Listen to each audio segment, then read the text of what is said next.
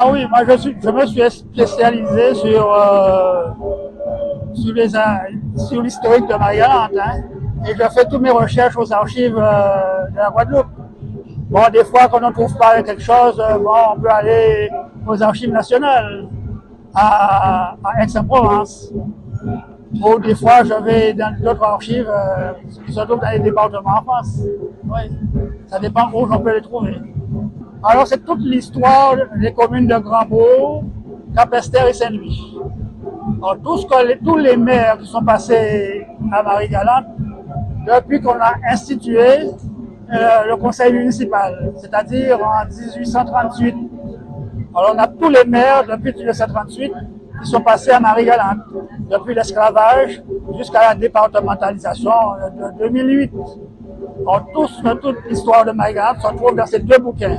Un tome 1 pour Grandbourg, tome 2 pour Saint-Louis et Capesterre de Marie-Galante.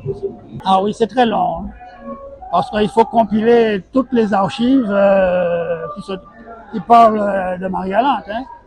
Et pour trouver les endroits où on parle de Marie-Galante, il faut feuilleter des pages et des pages, feuilleter des microfilms, hein, feuilleter les journaux d'antan. C'est là qu'on peut trouver les informations. Alors, on est obligé de feuilleter, et ça prend du temps. Les livres, on pourra le retrouver dans quelle librairie, à quel endroit Alors, pour Marie-Galante, on le trouve à la librairie, une librairie qui est à Grandbourg, le Papyrus, et sous la Guadeloupe, dans toutes les bonnes librairies en Guadeloupe. Hein. Et en France, on peut le trouver aussi à la librairie Calypso, qui se trouve dans une banlieue très proche de Paris. 3 ouvrages que j'ai à présenter aujourd'hui, Liberté, Feuille, Banane, donc sur l'histoire de Marie-Galante. L'autre bord qui est également un ouvrage sur une femme qui a pris les bois, donc toujours sur l'histoire de Marie-Galante. Et puis Une si longue lettre d'amour qui est un recueil de poésie sur une réflexion sur la Guadeloupe mais aussi la Caraïbe. Donc voilà, je suis assez content d'être à Marie-Galante, à Saint-Louis, qui est mon pays, ma commune de naissance, et donc de présenter ce que je fais à la population.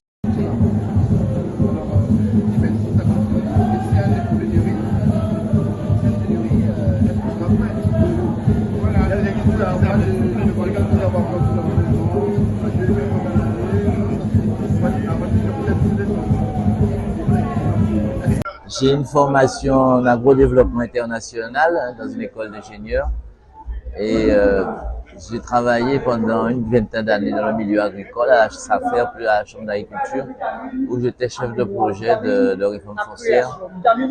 Et par la suite, je suis devenu cadre territorial et j'ai travaillé à Saint-Louis comme secrétaire de mairie, à Pointe-Noire comme secrétaire de mairie et maintenant à Cap Excellence comme directeur général adjoint.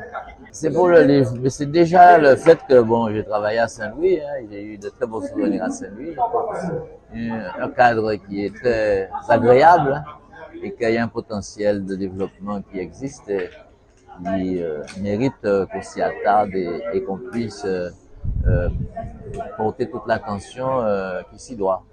Et je pense que ça va se faire dans les prochaines années.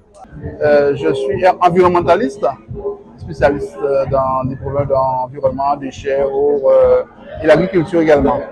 Donc j'ai décidé d'écrire cet ouvrage suite qu'on risque de rencontrer à l'avenir. Parce qu'on a bien vu suite au Covid ce qui s'est passé au niveau du Covid et de toutes les manifestations en Guadeloupe et que on se pose la question hein, de savoir s'il y a une pénurie, s'il y a une guerre, s'il y a un gros problème, est-ce qu'on sera en mesure de nourrir 400 000 habitants. Donc on a fait une approche, j'ai fait une approche territoriale du développement agricole en Guadeloupe. Alors territoire par territoire, j'ai défini les besoins alimentaires de la population en divers denrées et j'ai traduit en surface. Il se trouve qu'il faudrait 28 000 hectares pour satisfaire aux besoins alimentaires de base de la population, 28 000 hectares. Alors qu'actuellement, il y a 31 000 hectares qui sont cultivés. Donc, les surfaces sont disponibles. Et si on compte les terres incultes, on en est à 152 000 hectares. Donc, on travaille au SISMAG, on fait prévention, insertion au niveau surtout là. Et aujourd'hui là, on a présenté G et tradition d'antan, c'est-à-dire des engins que les grands-parents prennent pour ça à miser. Nous mettons dans d'autres larelles, c'est-à-dire que c'est même support là ça, nous pas fait servir des supports pédagogiques, mais aussi des supports de remobilisation et au niveau physique et psychomoteur. Donc c'est pour dire que c'est les grands-parents tenus en savoir-faire, et savoir-faire là ça pas inutile puisque ça travaille en aisance au niveau physique et au corporel que nous pas retrouver facilement actuellement au cette monde là puisque tout bitaille c'est pour ça yo manette et yo content. Et là donc vrai ni cabois, deux types de cabois super bien dirigés et d'autres cabois qui sont moins sophistiqués, c'est comme ça nous de miser nous comme ça nous de miser yo. Donc ni des petits engins qui ont des petits chats fabriqués avec 3 francs 6 sous de où trouvons on vieux pote on vieux bitin de cas et nous mettre ça en l'arrière. Donc tout ça c'est pour montrer que ça qui était fait c'est une utilité et nous on certain l'idée de état physique à ces monde avant parce que avec toutes ces activités là ça c'est capable permettre de donner une bonne santé physique qui fait qu'on est là on va être centenaire. Donc c'est des monde qui a porté en gamme si ça qui était fait pour permettre des mêmes pieds meilleurs.